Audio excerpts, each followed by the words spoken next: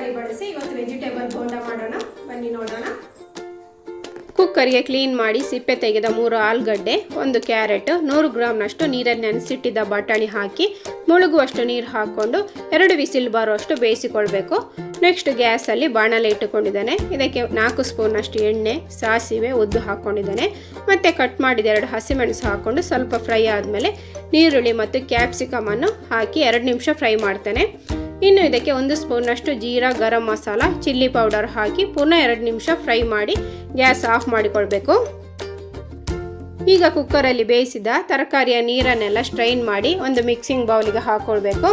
ಇದನ್ನೊಂದು ಸ್ಮ್ಯಾಶರಲ್ಲಿ ಚೆನ್ನಾಗಿ ಸ್ಮ್ಯಾಶ್ ಮಾಡಿಕೊಳ್ಳಿ.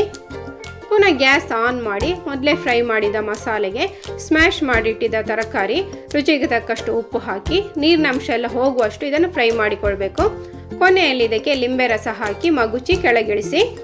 ಸ್ವಲ್ಪ ಆರಿದ ಮೇಲೆ ಇದನ್ನು ಉಂಡೆ ಮಾಡಿ ತಟ್ಟೆಯಲ್ಲಿ ಜೋಡಿಸಿ ಪಕ್ಕಕ್ಕಿಡಿ.